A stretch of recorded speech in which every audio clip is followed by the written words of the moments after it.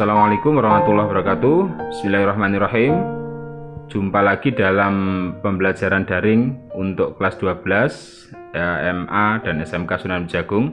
Kali ini kita akan membahas tentang teks cerita sejarah atau novel sejarah nanti maksudnya ya. Jadi kita akan membahas tentang pemahaman teks sejarah, informasi dan unsur pembangun dalam teks sejarah, dan nilai-nilai yang terkandung di dalam teks cerita sejarah. Untuk pertemuan pertama ya. Teks sejarah yaitu sebuah teks yang memuat urutan peristiwa di masa lampau yang benar-benar terjadi dan memiliki nilai sejarah. Jadi diingat-ingat, garis besarnya adalah urutan peristiwa di masa lampau benar terjadi dan memiliki nilai sejarah.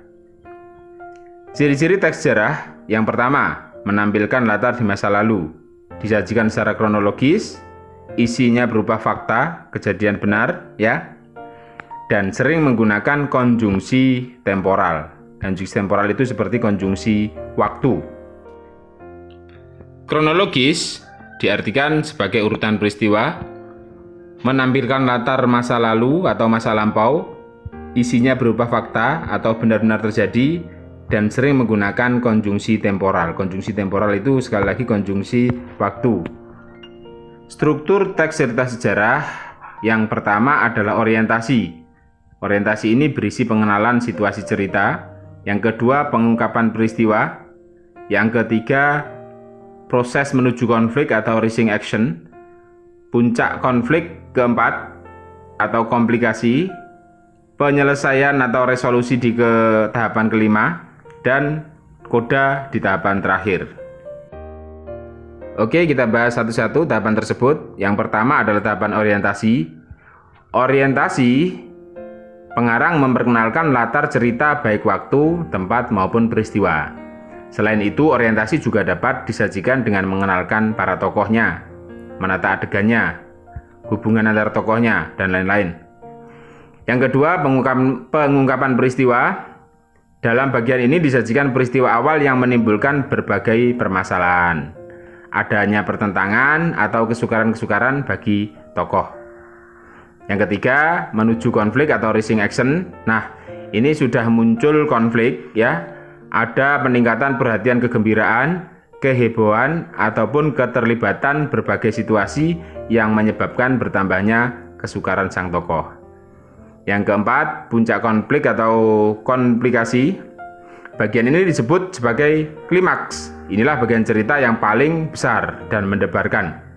Pada bagian ini pula ditentukan perubahan nasib.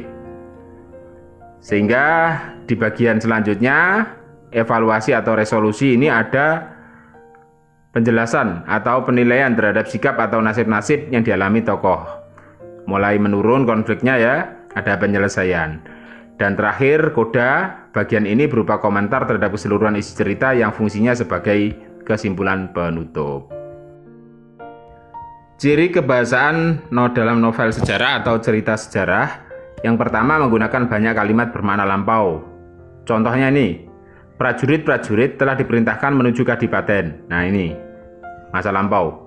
Banyak menggunakan kata yang menyatakan urutan waktu. Konjungsi kronologis atau temporal, seperti sejak saat itu, setelah itu, mula-mula, kemudian, dan lain-lain. Banyak menggunakan kata kerja yang menggambarkan suatu tindakan.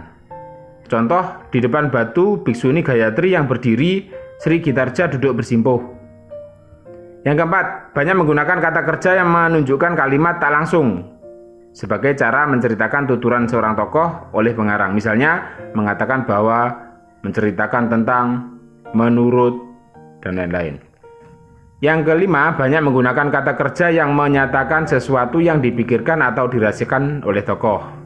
Menyatakan banyak dialog. Hal ini ditunjukkan oleh tanda petik ganda dengan kata kerja yang menunjukkan tuturan langsung. Contoh, mana surat itu? Ampun Gusti. Ampun Gusti Adipati, Patik takut, maka Patik bakar. Nah, kalimat langsung. Yang ketujuh, menggunakan kata-kata sifat untuk menggambarkan tokoh, tempat, atau suasana. Contohkan, bahkan beberapa prajurit harus mengakui wibawa yang dimiliki Gajah Mada. Ya, Langkah-langkah menemukan informasi yang penting dalam teks cerita sejarah. Yang pertama, kamu harus membaca teks cerita atau novel tersebut dengan seksama.